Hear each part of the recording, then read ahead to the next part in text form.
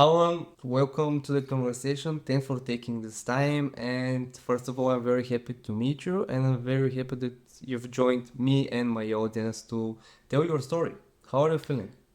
Thank you. Thank you for having me. I'm feeling very good. Very good today. Surprisingly, since I didn't get great sleep last night. But thank you for having me. My business partner Kevin has met you before, and he and I were on recording before this on our podcast, and he said he and I know each other's calendar pretty well because we work so well together and so intertwined. And he said you're gonna love the interview you're on next. So I'm grateful to be here. Thank you so much for having me. Of course, very nice words. And actually, you made brief introduction. We've talked with Kevin before. You work together on New Level University, something a company, if I can say, a community that I relate to because I am fascinated by people who are trying just to level up. They know that life doesn't have necessary limits. We put those limits on ourselves, and it depends on us if we're going to push through those limits, if we're going to develop ourselves, develop the people around us. And kudos to you and your whole team because if I'm not mistaken, 21 people currently in the team or more. It was 21. We've downsized a bit. 17 Okay. now. 17. Still There's a little 17 story people. behind that. Real quick, is Kevin Okay. and I built a company with 22 departments and 24 people at its peak, and then him and I had to sit down and have a conversation, and we had to say, okay, we're spreading ourselves too thin. We're trying to do too much, and I know a lot of people who feel overwhelmed understand this. And I said, what are the departments that we would go out of business without? And we only came up with eight of the 24. And so now I think we're at 14. That was I think it was Q2 of last year when him and I had to sit down and go, dude, we are spending too much money. We're expanding too quickly. There's two ways a company fails. One is they grow too slow. The other one is they grow too fast. We were definitely the second one. Just through this brief story, I want to unravel a lot of things. Now, before I jump into your story, we already started with the story of Next Level University. You've been on the market for 9, 10 years, if I'm not mistaken. Yeah, coming up on 9. So Coming this up will on be our 9. ninth year in business. Yep. All right, and well, let's start with this hurdle because the storytelling show is about following the hero's journey, and we're not heroes without facing some obstacles along the way. You mentioned about last year that you tried to restructure some of the things and re-strategize. What led to this, and how did you sit down and decide what to do? Well, first of all, I've never had any obstacles. It all just worked out. I'm kidding. Okay, People, next guest. it's so fun. Yeah, next guest. It's so funny. People say I want to start a business because I want more free time, and I think that's the worst idea ever. Yeah, no, business is atrociously difficult. It's atrociously difficult. It's really alarmingly bad, particularly in the beginning. And anyone who goes in with the wrong expectations, you're going to get ripped a new one repeatedly until you learn that you were naive. So I just want to give that out of the gate because it is awesome. We've come a long ways. We've been very successful, but it's been through nothing but adversity, genuinely. Uh, okay, so your question was about 2024 and why we restructured.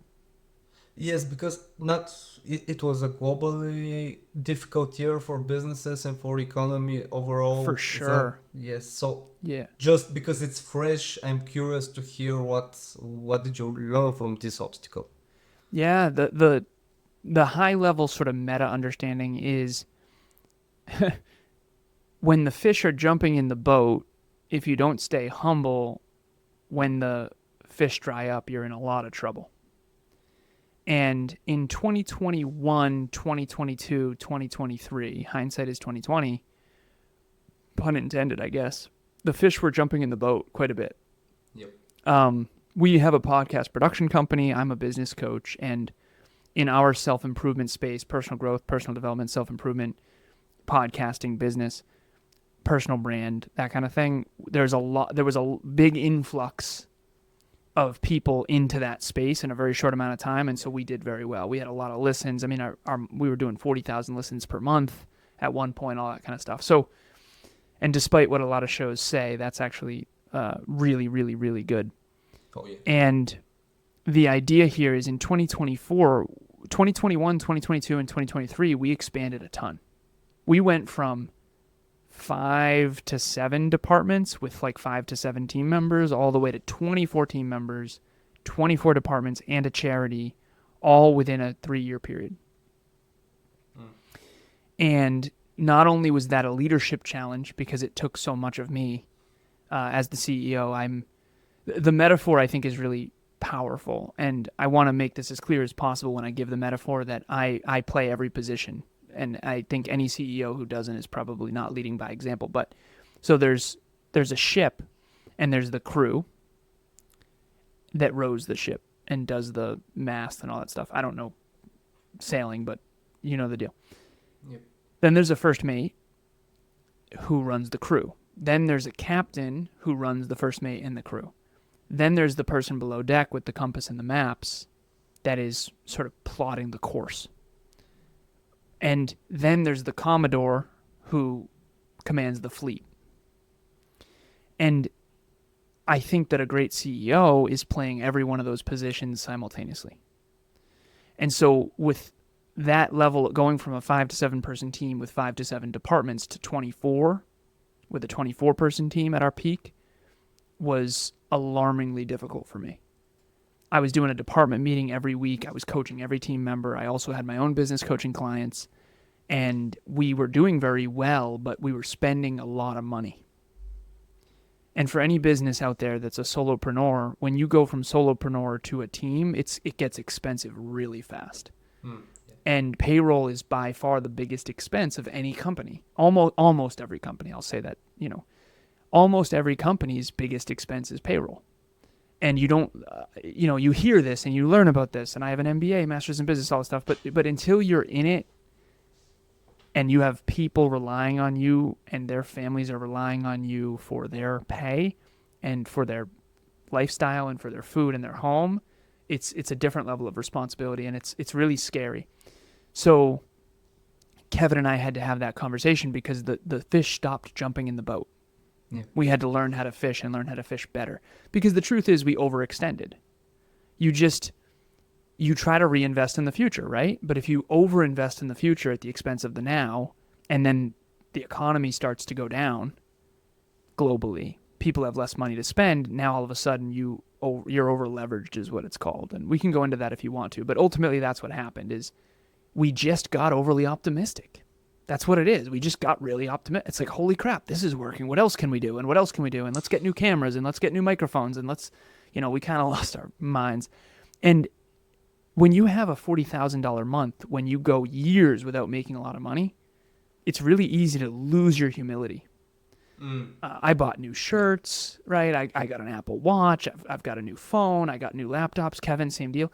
And it was nice to finally win because we were losing for so long. But then we put ourselves in a position where it was like, oh shit, we overextended. So just a couple of things. Not going to dive deeper into the over leverage that you mentioned, because if we do, there won't be any time for your story. But first of all, this weight on your shoulders that you have as a CEO to pay the people that you have hired, I relate to this a lot, and I'm very glad that you've mentioned it, because not a lot of CEOs mention it, or at least they don't admit it, because other people's breath depends on your activities. And as a CEO, definitely you're you're the only one responsible for managing all of this and making sure that you have clients. Bottom line is to make sure that you have clients. Yeah. And when you mentioned that as a CEO, you need to cover all of the roles. Do you cover them 100%, or just you are able to do them? If somebody is missing, you're able to substitute, because a lot of people say that you need to hire in order to grow your business and scale your business, right? To focus on moving forward, not on managing the business. So do you do everything on 100%? So at the beginning, you do everything yourself. And then you start what I refer to as the 3D plan. The first D is delete. So in the beginning, Kevin and I did everything ourselves. We did the audio editing, we did the video editing, we did setting up everything you can think of. And we did what's called a time audit, and we were in our studio at the time. We had an in-person studio. This is back in 2021, I want to say. And we had this big, huge whiteboard. I have a whiteboard in here, but it's a different one. And we did a time audit, and we went through, there's 168 hours in a week. And we went through and allocated everything that we were doing. So 16 times 7 is there's 112 hours available after sleep. Okay, so 24 times 7 is 168 hours. And if you sleep 8 hours a day, which we try to do, you have 112 hours left. And we, in this time audit, the whole whiteboard was covered, and this is a big whiteboard. And it was basically, we had pretty much every hour allocated, and we got to the point where people were like, well, how did you get to the point where you knew you needed to hire? Pure necessity. We got to the point where we were going to burn to the ground if we didn't hire. So Kevin found someone on Fiverr, and she is now the director of Next Level Podcast Solutions, and she has a whole team that she runs, and now we have 17 people. And we hired a lot of people from the community as well, listeners of the show. That's a really cool thing about having a podcast is you know that they're aligned with the core values because they listen to the show and they are doing their own personal growth, their own self-improvement. But so the first D is delete. Delete as much as you can. Now this takes humility. If you're a CEO or a chief executive or a chief officer, we have 3 chief officers. We have chief executive officer, CEO/CFO, that's me. You have Kev as chief sales officer, and then we have Christina who's the chief operations officer. The best way to describe our infrastructure, Christina is the backbone of the company. She does everything back end. So she does all the IT, she supports the team, she makes sure that our Canva account is good and like everyone has what they need from an IT perspective. She's sort of like the behind the scenes, you'll never see her, but she's making sure everything runs. She's also our virtual event coordinator. So whenever we have events, she's the one who's making sure Zoom works and everything's good. Registration links, all that stuff. Kev is the relationship builder. He builds meaningful relationships. So she's the backbone IT infrastructure. He is the front-facing, great communicator, podcaster, podcast guy who builds relationships, meaningful relationships with not only our community, but also podcasters. I'm the CEO who is more about the metrics and the numbers and the systems and the structure. And so that's how we're sort of set up. But the first D is delete. So I tried to delete everything in my life that is superfluous. And I mean everything. I love snowboarding. I haven't gone snowboarding since starting the company. And a lot of people want to tell them, oh, no, you can snowboard. Listen, yes, I could. Okay? I could. But if I'm snowboarding every other weekend, you better believe NLU will burn to the ground. And it certainly won't reach its potential. Okay? So this is something people don't like, but the truth is, if you want to succeed in business, I don't know why this is not common knowledge, you have to make some serious sacrifices. And So delete is the first one. Go ahead. Yep. I want to confirm when you said that you allocated every hour towards work on, not no fun activities, no.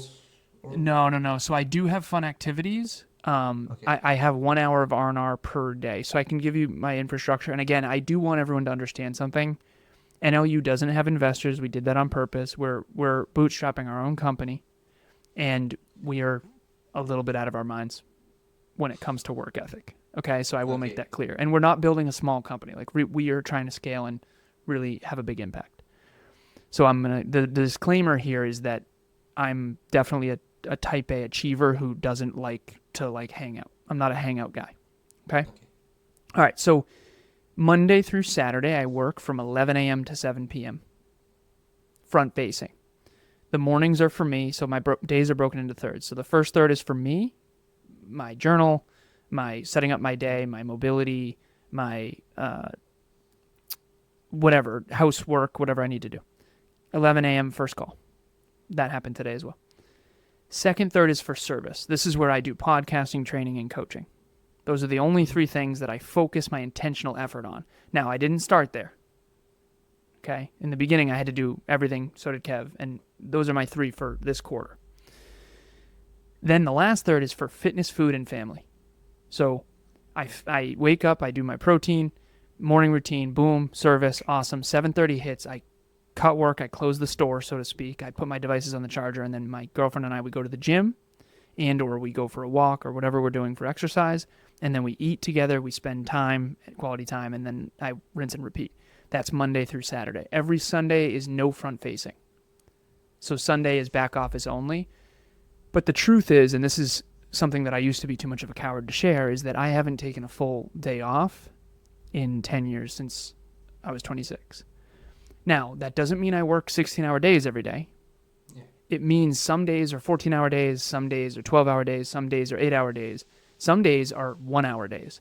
But I never take a full day off, and I never intend on it.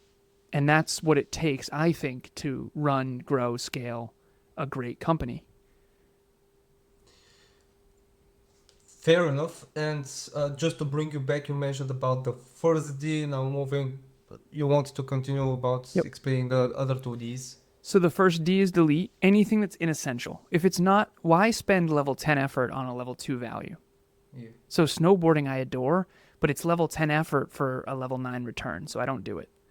It's a bad investment. And I also might get injured. I tend to be reckless on the slopes. So what I do is I delete everything that's superfluous. Okay, the second D is delegate. Delegate is anything that's outside of my top 3 priorities. So for me, priority 1 is coaching, priority 2 is training, priority 3 is podcasting. So I try really hard to delegate everything outside of that. The key here with delegation is you can't delegate what you don't know. So if you've never done it before, it's very hard to get someone else to do it. So usually what I'll do is I'll delegate something that I've been doing for a while, because you're never going to get to 100%. It's not 100% coaching, training, and podcasting. It's more percentage, more percentage, more percentage, more percentage. And then that's profitable directly and indirectly. And then I reallocate those funds to then hire team to do the things that support those things. Okay. And Kev has his as well. So every team member on the NLU team, on the core team, I coach the core team. We technically have 2 types of team members. We have core team members, and then we have freelancers. The core team members I coach, they all have their priority 1, priority 2, and priority 3 for each quarter.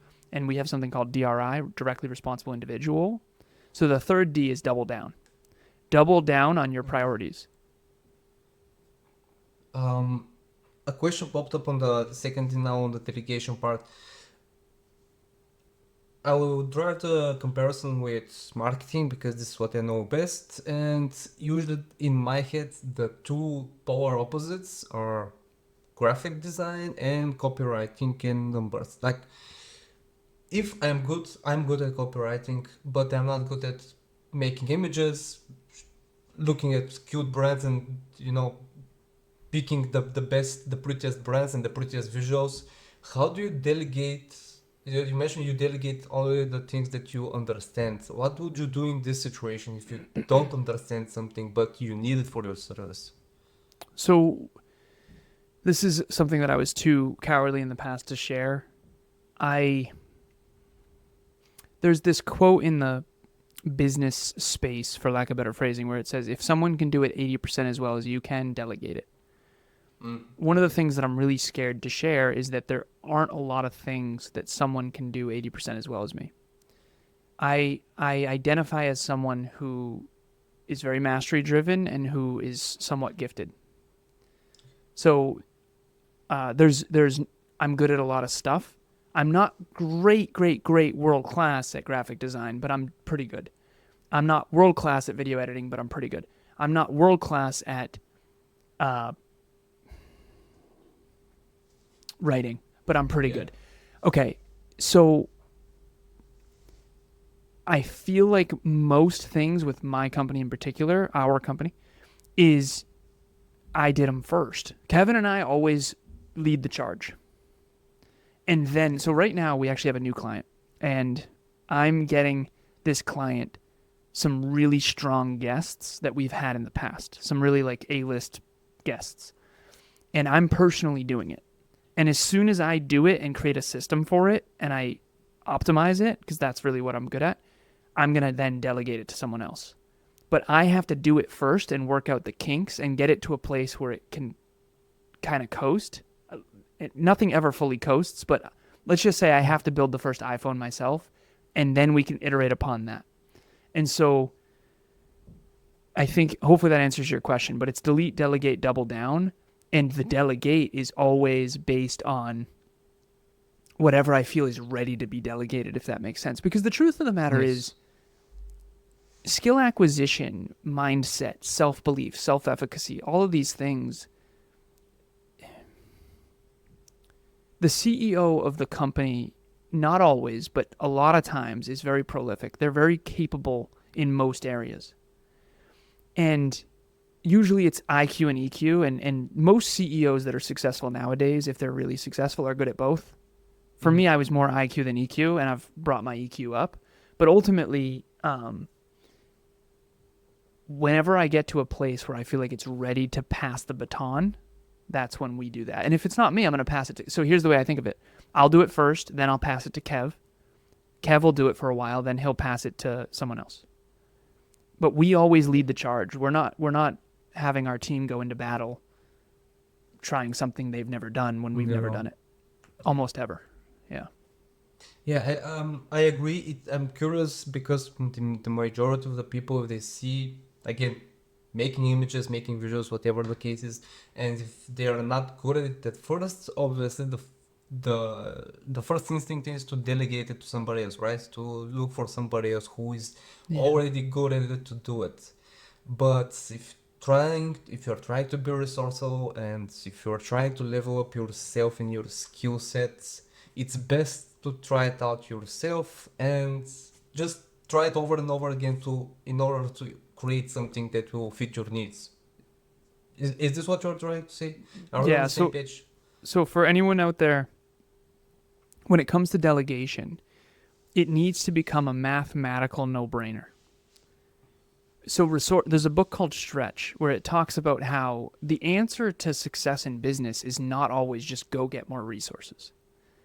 Kevin and I used to argue a little bit, not argue, but we'd have debates, healthy debates. He would always, like, I had mentors that wanted to, invest and give us loans and all this. I said, that's not the answer.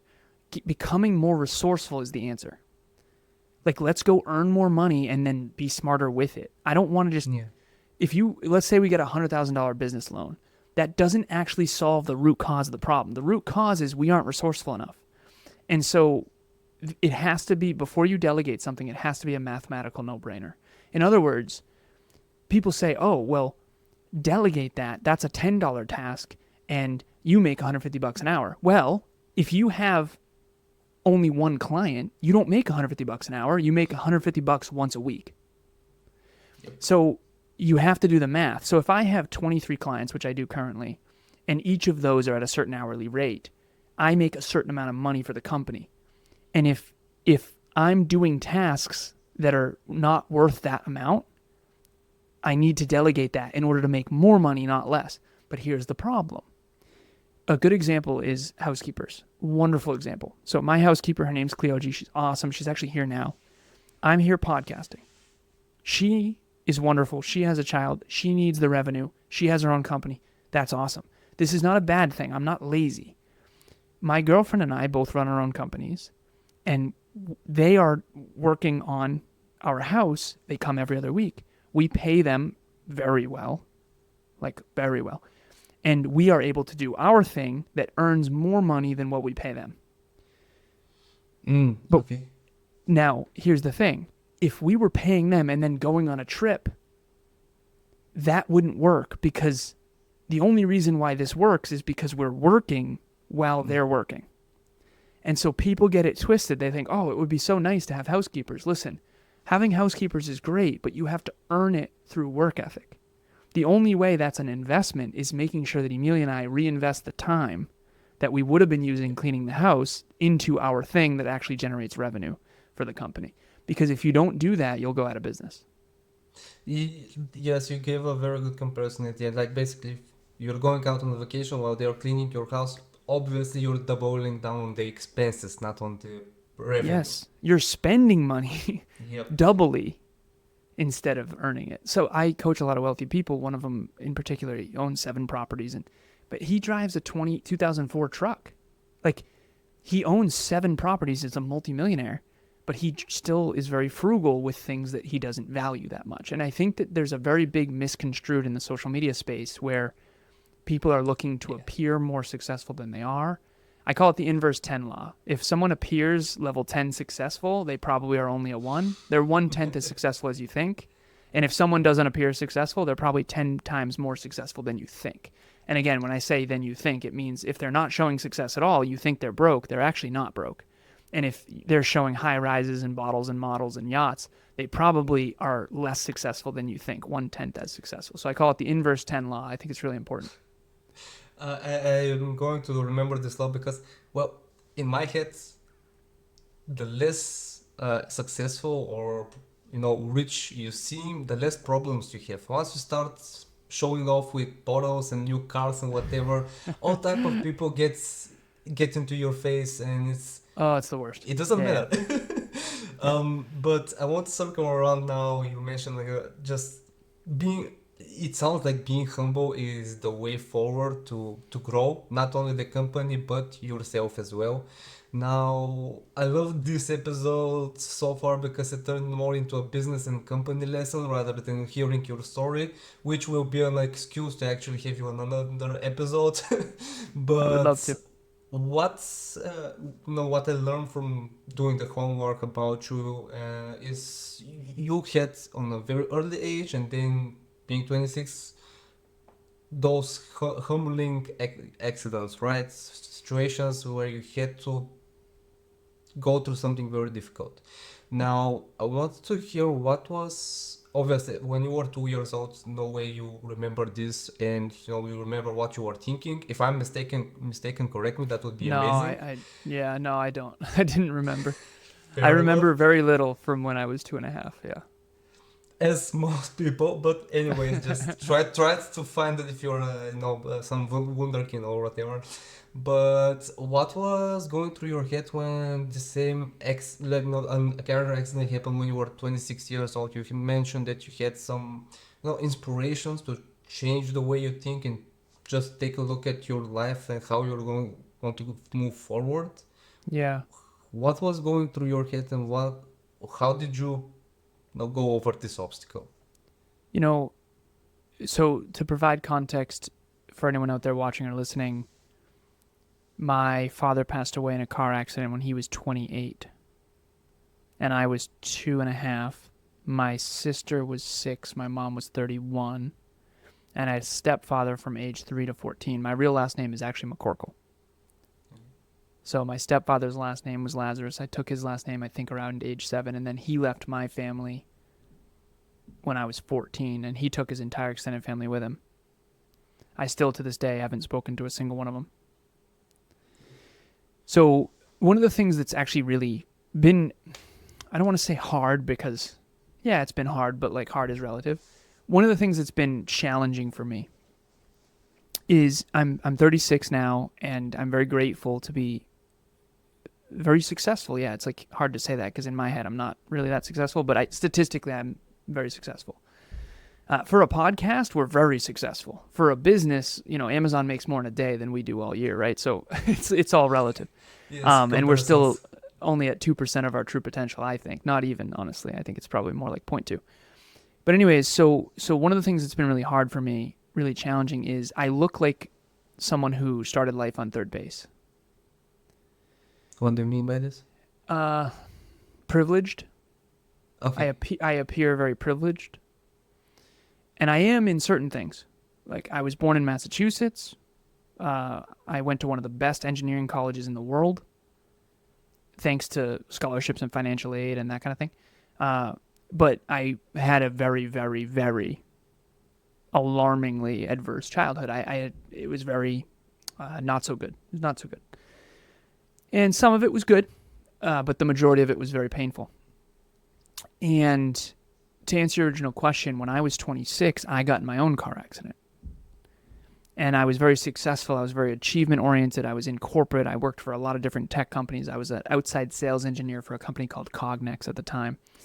and I got in a car accident back in 2015 that really sort of reshaped my life and transformed me. And I now have something called the triad of transformation, and it's humility, courage, and vulnerability. I do not believe human beings can transform from the inside out without humility, courage, and vulnerability. And I got all the humble pie. You mentioned humility. I think humility is one of the most important things in the world, not in the way people think about it. It's not like, oh, no, I'm not that great. No, I'm not that great. That's not the humility I'm talking about. The humility I'm talking about is, listen, if you don't work, you're going to go out of business. You don't start a business for more free time. And if you do, good luck competing with me. Seriously, that isn't how it works, right? Humility is, I suck and I know it, so I'm going to go get better. Humility is, you know what? No one knows who the hell we are yet, so we're going to work hard to earn our way to success. I always use Coca-Cola and Sam's Cola. Everyone buys a Coca-Cola because no one knows who the hell Sam is. When you first start a company, no one knows who you are. You're not Nike yet. You're not Apple yet. You're not Tesla yet. And by the way, those companies weren't either 47 years ago for Apple.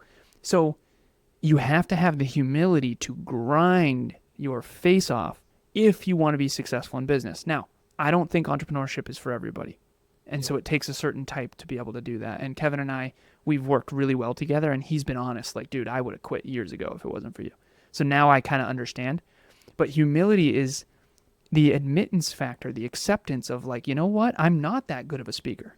I'm an engineer and I think in numbers and no one understands what the hell I'm saying. Kev had to say, dude, I don't think anyone knows what you're talking about. And I had to go, oh my God, do I suck at this? I thought I was a great speaker. I think I'm better now after ironically, paradoxically admitting that I sucked. I'm a great speaker for engineers. Got it. Okay. Non-engineers love Kev, don't like me, can't make anything land because I think in numbers, right? Most people think in words and concepts. So I had to work on communication. You're not going to intentionally work on something that you already think you're great at. Humility is, listen, I may be okay at this, I may be even good at this, but I'm not good enough. And I'm going to go work at it. And unfortunately, if you don't do that regularly, you're going to lose to the people that will. And hopefully that answers your question. But the 26-year-old version of me prior to 26, I wasn't humble enough. And I got all the humility through that car accident. And fortunately, I was okay. But it got me questioning mortality. And then after that, I really started to reach my true potential. Just if I could add one more layer to the humility part that you described, I agree with it. And the best way, at least for me, is get a whiteboard in front of yourself and yes, admit you might not suck at it, you might be decent at it, but realize that there's still potential to be tapped into. And get in front of the whiteboard, figure out, okay, I'm an engineer, as you mentioned, I'm good to speaking to engineers. I'm a sports guy, I know how to speak with gym rats, I know how to speak with soccer players, and figure out what you are best at, double down on it. And if you want to be good at something else, fair enough. If you want to be a musician, pick up the guitar, but know that you suck at in the beginning and have patience to keep on learning and keep on trying for yourself. Yeah, and have the humility to know if it's not where you're gifted. So Yes. I do bodybuilding, and I'm very grateful, and I work really hard. And my girlfriend and I just crossed 1,000 days not long ago of consistent exercise. Nice. But I'm not naturally gifted for bodybuilding. I'm tall and lanky. So for running, I've got these big giraffe legs. Kevin is gifted in bodybuilding. He calls himself a meatball, but he's jacked. He gets jacked really easily. And I don't build muscle easily, so I'm not going to win any strongman competitions. So you shouldn't go all in on something that you're not gifted at. Yeah. However, it doesn't mean I can't bodybuild. I want to get jacked too, right? So but I'm not going to build my career on that. I'm not going to build my career on something that is an inherent weakness. Yep. And Kevin, if you're listening, and to other people who are jacked get muscular very easy, we hate you people. Yeah, seriously, man. It's like I remember Kev being like, "Dude, I'm in better shape than you." It's like, brother, sleep, hydration, nutrition, training, mobility, breathwork, supplementation. Just because you're more jacked than me does not mean you're more dialed in. Fair. I want one thing that I want to close out this episode. I do it with every episode because it's a storytelling show, and I'm curious to hear people's favorite stories. Meaning, like it could be from a childhood book that you still remember, a movie that you have seen. But what is a story that, or even in your real life, what's a story that you go back to when you feel that you need to inspire yourself a little bit more, put fuel in the tank? Yeah, it's got to be Lion King for me. So, Okay. uh, I saw the play on Broadway. There's the old movie and then the new one. I actually think they did a great job on. And I haven't seen Mufasa yet. The new live action Mufasa. But the reason why I think the Lion King is so powerful for people, particular for young boys, is father dies at the beginning and sort of runs away from the pain of all that, and then has this Hakuna Matata sort of no worries, and it's very immature. It is. It's very immature, and I did that too. Drank too much. I did. I no worry, like run away from your past, right? Run away from the trauma of your past, and then you eventually realize, you know what? I got to grow the fuck up. And I need to go and face my past and the truth of the trauma of it. And I have to become a man. I have to become a woman. I can't be a boy my whole life. I can't be a grown-up boy. I have to heal the little boy so that I can become a man. And I have to go back to Pride Rock, so to speak, and face Scar, whoever that is. Whatever bully from your childhood, maybe for me, stepdad, whatever. You have to go back and look and go, you know what, this was pretty bad. And you have to face the truth that you didn't actually cause that death of Mufasa. You are a grown lion now, but you're still acting like a cub.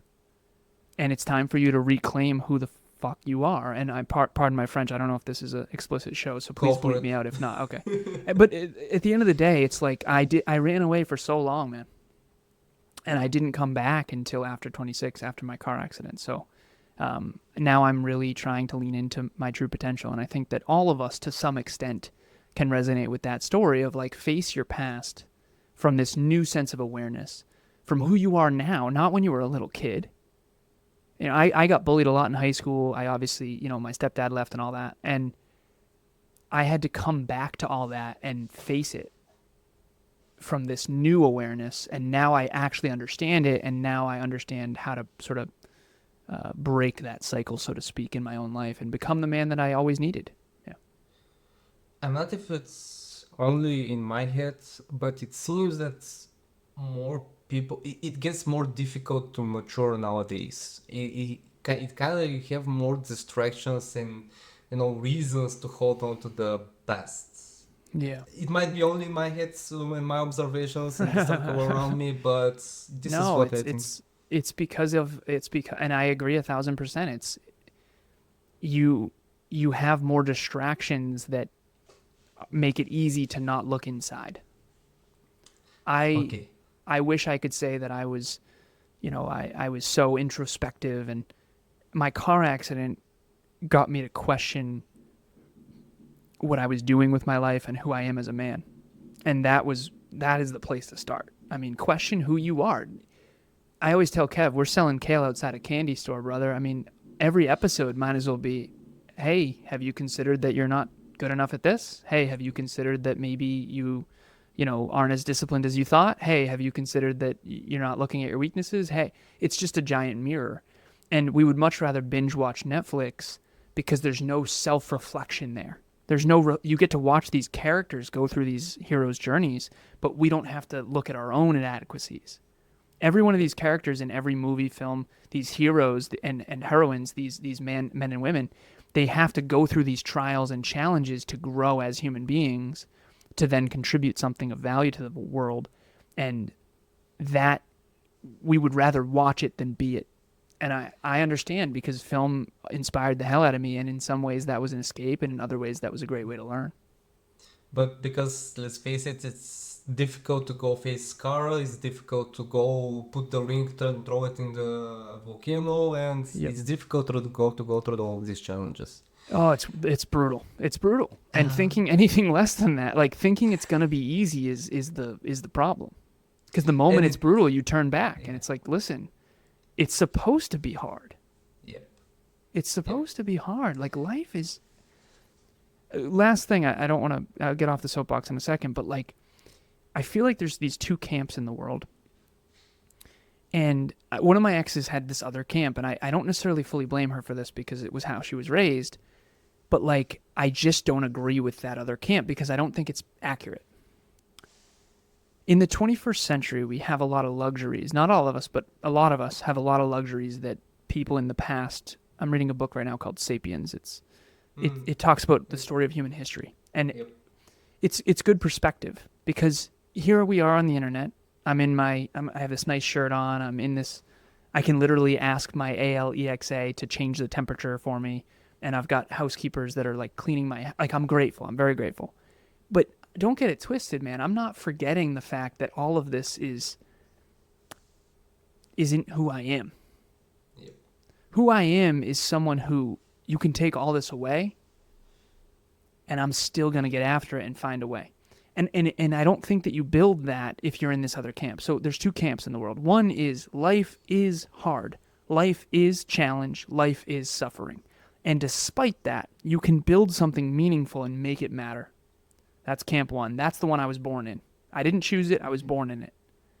Because when your dad dies and there's pain and suffering and your stepdad leaves and all this stuff, and there's a lot more to that, you just realize that life is pain.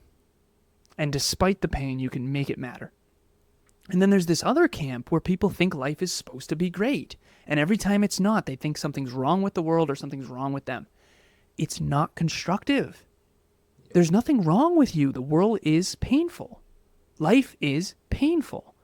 And the best metaphor I've ever heard is it's almost like when people say these motivational quotes of like, you can do anything you set your mind to and all this stuff. Like, I understand that overly affirming stuff is there for a reason. It's motivational, it's inspirational, whatever.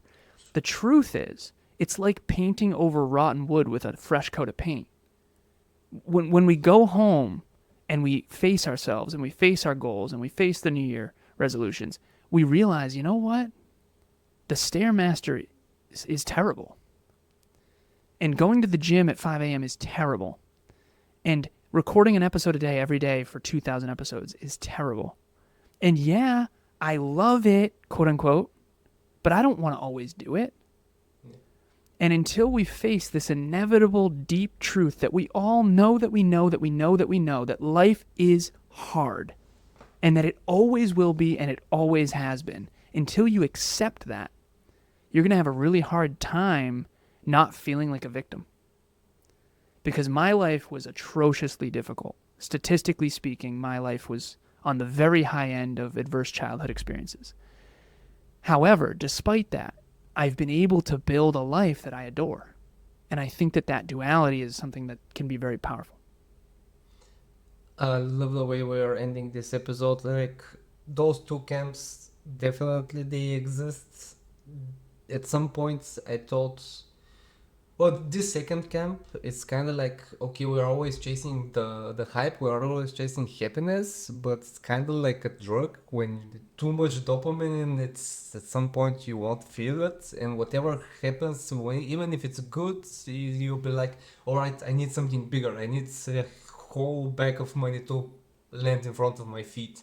Yeah, man, but that's the real world. That doesn't happen that way.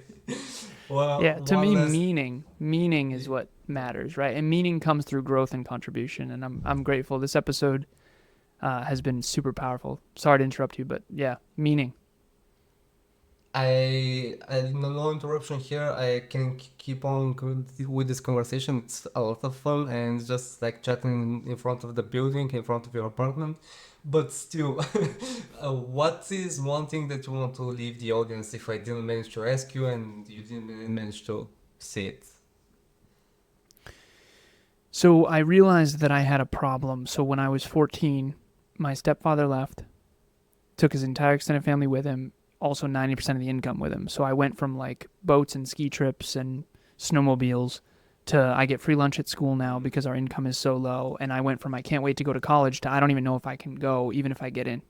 Because of the college I wanted to go to, Worcester Polytechnic Institute. It's like a mini MIT in Massachusetts. It's an engineering school, one of the best engineering colleges in the world. It's $50,000 a year. And this is back then. Fortunately, I got financial aid and scholarships, and my mom helped and stuff like that. But I got straight A's in high school to earn those. So that same year, my sister moved out with her older boyfriend, and we didn't associate much with the McCorkles anymore because we were kind of trying to be the Lazaroses. And that same year, my mom, when I was 14, got in a fight with my Aunt Sandy, and my Aunt Sandy sort of ostracized us from my mom's side of the family too. So by the time I was 14, I kind of, in some ways, lost 3 full families. Yeah. And so I didn't realize this until later when I started doing therapy and I started reflecting and rewatching the movie of my own life and sort of seeing my hero's journey. That I did something that is the opposite of what a lot of people do. My trauma response was over ownership. My trauma response was, I'm going to save my family. I'm going to aim higher, work harder, get smarter. And I also was definitely a social coward because I didn't want to lose anyone else. Like, hang on to my friends and family. Yeah. And be whatever they need me to be because I'm so afraid of abandonment. Because obviously I was abandoned a lot. But behind the scenes when no one was watching, it was aim higher, work harder, get smarter, baby. Change the world. Aim higher, work harder, get smarter. And what I realize now is that I took full responsibility, even responsibility that wasn't mine. And I ended up kind of a martyr. I was sort of the hero trying to save everyone, bring all my friends with me. You know, we're all going to change the world together. Yes. And it was very naive. But I realized that the one thing that I'm very proud of, that I'm very grateful for, is that I took responsibility. And so that's what I would end this with is Yes. you do have a bigger, better, brighter future on the other end of taking personal responsibility. Don't take personal responsibility for your stepdad leaving when that had nothing to do with me. But you can take personal responsibility for what you do about it. And I think that there's nothing more empowering than someone who says, you know what? Enough is enough. I'm taking personal responsibility for my own health, for my own wealth, for my own life, for my own relationship, for my own lack of self-discipline, for my own drinking habits. Taking personal responsibility will change your world. Start small. Take personal responsibility and try to do your best you can every single day. And most importantly, better your best every single day because everyone does their best, but not everyone betters their best. And if you better your best long enough, you'll eventually wake up one day and be unbelievably grateful that you did because there's 1,000 reasons you can look at for why things aren't perfect. But there's also a bigger, better, brighter future waiting for the person who's like, you know what, I don't care. Despite all that, I'm going to make something great here. So 2 things I can take from this episode and I want to share it with the audience. First of all, humility. Definitely humility. Stand in front of the mirror and see what you can do better for yourself. And responsibility for the actions and how you react to the things that are happening to you. Don't blame it on the world, on the stepfathers, on the Mufasas and whatever, but figure out what you can do next to get away from this situation and get better from this situation. Right? 100%. Well said. Nice. Humility and responsibility. Nice. Very good way to end this episode. Thanks a lot for this conversation, and it was a lot of fun. I had a lot of fun speaking with Kevin. I had a lot of fun with this conversation with you. So hope to talk with you soon and keep in touch. Thank you so much. I'd love to come back too if you want to. Sure thing, we'll talk again. See you.